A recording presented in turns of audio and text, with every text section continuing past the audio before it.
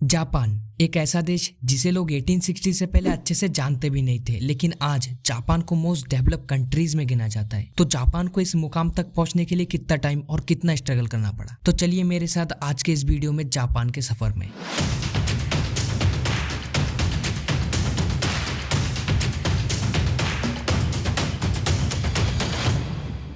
दरअसल 1860 से पहले अधिकतर लोग जापान को एक एग्रीकल्चरल सोसाइटी के रूप में जानते थे, क्योंकि यहाँ ज्यादातर इलाकों में सिर्फ खेती ही की जाती थी। पर कहते हैं ना, जब सब कुछ सही चल रहा होता है तभी कुछ ऐसा होता है कि आप बिल्कुल शॉक हो जाते हो। ऐसा ही कुछ जापान के साथ भी हुआ, क्योंकि 6 अगस्त 1945 ये वो दिन था जब अमेरिका द्वारा जापान पर हिरोशिमा न्यूक्लियर बम गिराया गया, और इस अटैक में लगभग 14 से 15 लाख लोग मारे गए, और इस बॉम्ब के रेडियस में जितने भी लोग आए वो भाप बन के उड़ गए। जापान में एग्रीकल्चर ऑलमोस्ट खत्म ही हो गया था। फिर ऐसा नौबत आ गया कि जापान को सरेंडर करना पड़ा, और यही वो टाइम था जब जापान का रियल ग्रोथ स्टार्ट होने वाला था। क्योंकि वर्ल्ड वॉर 2 जिसे 1 सितंबर 1939 को लड़ा गया था, और इस वॉर के बाद जापान ने अपनी इकोनॉमी को फिर से रिबिल्ड करना शुरू कर दिया। और जापानीज गवर्नमेंट जिसने बहुत सारी पॉलिसीज लाई, उससे भी जापान की इकोनॉमी को एक बहुत ही अच्छा बूस्ट मिला। लेकिन 1950 ये वो ईयर था जब जापान का रियल ग्रोथ स्टार्ट हुआ। इस ईयर को जापान में द इकोनॉमिक मिरेकल भी कहते हैं, क्योंकि इस पीरियड में जापान में बहुत सारी इंडस्ट्रीज और कंपनीज आई, जैसे ऑटोमोबाइल्स, मैन्युफैक्चरिंग, इलेक्ट्रॉनिक्स, और ये सारी इंडस्ट्रीज आने से जापान को एक बहुत ही अच्छा इकोनॉमिक ग्रोथ मिला। और जापान के ग्रोथ के पीछे का एक important role technology and innovation भी रहा, क्योंकि पूरे वर्ल्ड में जापान को टेक्नोलॉजी एंड इनोवेशन के लिए ही जाना जाता है। और कुछ फेमस कंपनीज जैसे सोनी, पैनासोनिक, टोयोटा, ये सारी कंपनीज जापान की ही है, और इन सारी कंपनीज ने जापान की इकोनॉमी को बहुत ही ज्यादा सपोर्ट किया। और जापान में स्किल्ड वर्कर होने के कारण पूरे वर्ल्ड में इनका डिमांड बढ़ने लगा, जिस कारण जापान का एम्प्लॉयमेंट रेट भी बढ़ा, और जापान धीरे धीरे डेवलप कंट्रीज में गिना जाने लगा।